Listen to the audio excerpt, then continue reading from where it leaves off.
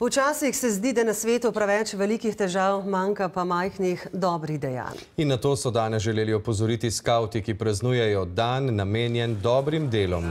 Po vsem svetu skušajo danes narediti kaj lepega. V Ljubljani so mimoidoče opozarjali, da je lahko že nasmeh in prijazna beseda veliko dejanje. Janez Usenik. Ura se bliža poldnevu in danes ni prav dober dan biti na ulici, kajti temperatura je okoli 0 stopinj Celzija in močno sneži. Toda, če se sprehodimo po Prešernovem trgu, srečamo ljudi, ki nam dan naredijo v trenutku malce bolj topel. Dan, a boste en bombon? Ja, hvala. V zameno za dobro delo danes. Prav vi naredite dobro delo, jaz vam dam bombon. Pa bo dan dober, ne? To so skavti, ki danes praznujejo svoj dan spomina. Je namreč rojstni dan ustanovitelja skavtske organizacije Roberta Baden-Powella. In ker je smisel skavtske organizacije, da bi mladi svet naredili bolj prijazen, danes povsod delajo dobra dela. Skušamo to našo idejo, da vsak skavt naredi vsak dan vsaj eno dobro delo, prenesti na vse ljudi. Ljudem so delili bombone, nasmehe in prijazne pozdrave. Večina jih je zelo veselih. Eni pa mislijo, da kaj prodajamo, pa so malo tako skeptični, ampak ko jim razložimo, zakaj gre, so tako navdušeni. Ful je fajn.